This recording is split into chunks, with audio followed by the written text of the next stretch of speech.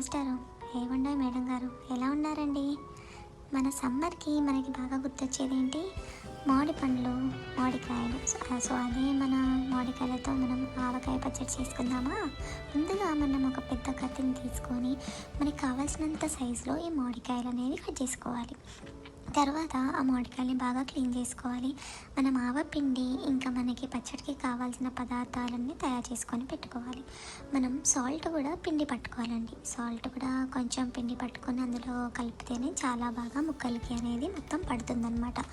ఇలా మనం ఆవ పౌడర్, ఇంకా మనకి ఏం పౌడర్ కావాలన్నా అది, ఇంకా సాల్ట్ ఇవన్నీ వేసి ఆవకాయల్లో మామిడికాయ ముక్కల్లో వేసి మనం మంచిగా మిక్స్ చేసుకోవాలి. ఇందులోనే మనం కారం కూడా వేయాలండి. మనకి ఎంత కారం సరిపడుతుందో అంత కారం పచ్చడిలో వేయాలి. మనం పచ్చడి అంటే బాగా కారం ఉండాలి కదా, సో ఎక్కువ కారం వేసింది చాలా బాగుంటుంది. తర్వాత ఈ కారం ఇవన్నీ మొత్తం కలిపి ఒక జాడీలో పెట్టుకోవాలి. ఈ జాడీలో మనం ఈ మామిడికాయ ముక్కల్ని మొత్తం ఒక మంచిగా టైట్ గుడ్డ కట్టి 3 days నానబెట్టుకోవాలండి. తర్వాత 3వ రోజు మనం ఆ జాడీని ఓపెన్ చేసి తర్వాత మనం కొంచెం ఆ జాడీలో ఉన్న ముక్కల్ని అంతా కలుపుకొని ఒక గిన్నెలోకి తీసుకుందాం. ఆ గిన్నెలోకి తీసుకున్నాక మనం తాలింపు కోసం మొత్తం ఆయిల్ని వేడి చేసుకోవాలి. చాలా మనం ఆ పచ్చడిలో ఎంత ఆయిల్ వేస్తే అంత రుచిగా వస్తుందండి. సో ఆ ఆయిల్లో మనం తాలింపు అనేది వేసుకోవాలి. ఆ తాలింపులో చాలా ఎండుమిరపకాయలు,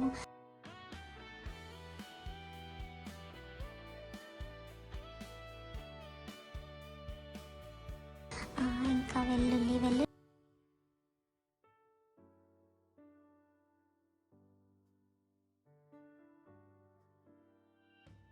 ఇప్పుడు ఆ గిన్నెలో మనం తాలింపు చేసుకున్న మొత్తం మిశ్రమాన్ని అందులో పోయాలి.